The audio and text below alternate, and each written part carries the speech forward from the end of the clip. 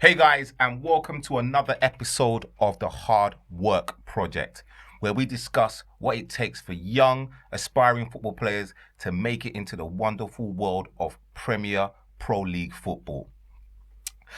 On today's show, we have a top guest by the name of Jabo Ibehre, who is a former Pro League football player with over 700 games played and 150 goals scored throughout his career. Now I find that, they get that chance into that football role, but it's like, I have to do it, relax.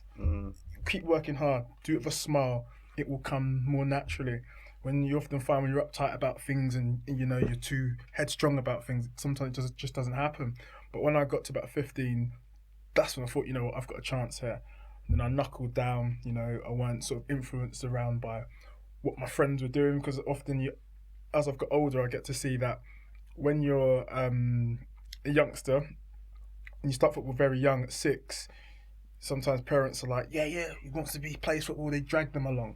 The kid hasn't got a choice at that point. Yeah. Then they get to an age where they start seeing things. They learn about music, TV, girls, and suddenly they can speak for themselves. Mum and Dad, I don't want to go training today. So you have to, there's a certain age point, I think when you get about 15, 16, where you're either going to continue on that trajectory or you just start finding about clubs or girls or other interests. When you're 6, 7 years old, you're under your parents' wing, innit? You know what I mean?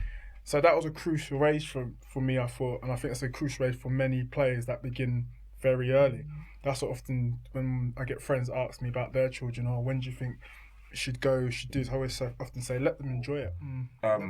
But what about what the club looks for, generally? Is that different to what Yeah, I think, so you obviously will watch the team you're recruiting for, and you kind of know, you've got an idea of how they play, the sort of player in that position. So it gives you an idea when you're looking at a player what you're looking for. Is he going to fit into this? Can he link well with his fullback if he's a winger? Does he like? You might have like a midfielder that plays intricate passes through the lines to the front man. So you think, does the striker make good runs off that pass? It might be a big striker bullying everyone, but does he move well? Is he going to have that relationship with that midfielder? So I'm looking to see if he fits into the team, as well as am I buzzing off him as a fan, like thinking, right, he's good, sort of thing.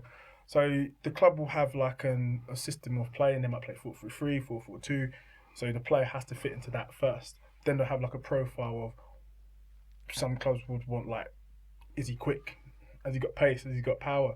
Has he got technical ability? If you're a defender, has he got a spring? Can he jump and can he play? Because as you get higher, you need to have all that, but you can ball as well. Yeah. So then there's those criteria, and then it's just your own feeling of knowing what kind of like, and I do it of like I know what the club's looking for.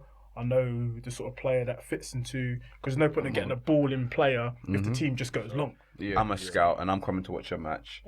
I'm looking at your warm up. I'm looking at that. What are some of the things that players might need that wouldn't necessarily come to mind that they might need to take into consideration. Yeah, when they're playing. a lot of the times, body language is massive.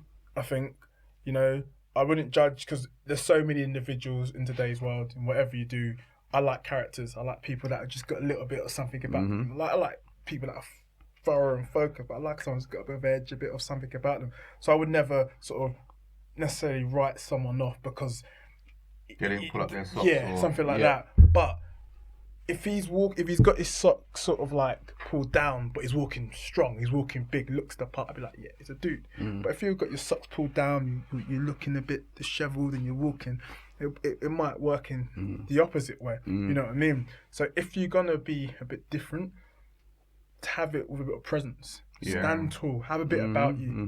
Bang, I'm here. I was at 15, I was taking the 30 from Highbury Corner to Hackney Wick. Yeah, and it's a journey, isn't it? It was a journey, and then it weren't looking like it looks now. The A12 all nice flyover. This was derelict. I've seen that of Crime Watch. You'd be walking there just like, what? What's that? It was a lonely, tough walk. But I think it made me stronger. It made me want it more. It gave me that resilience. My way or the right way. I'm not saying that way is the other way is the correct way, but I think there's a fine balance. Sometimes you have to find your own answers at times with a bit of reassurance from older people because they've got that wisdom as well about life. You know? Seen anything yet? Like I think that they need to understand that there is being a footballer is not all that defines you. Yeah. You're a brother, you're a daughter, you're a son, a mum, mum. But you understand? You understand? There's more.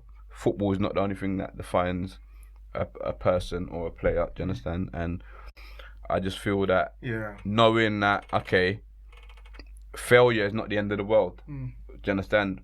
Many people fail and go on to succeed. Do you understand? You get me? Being released from a club is not the end of the world. Do you understand? You can.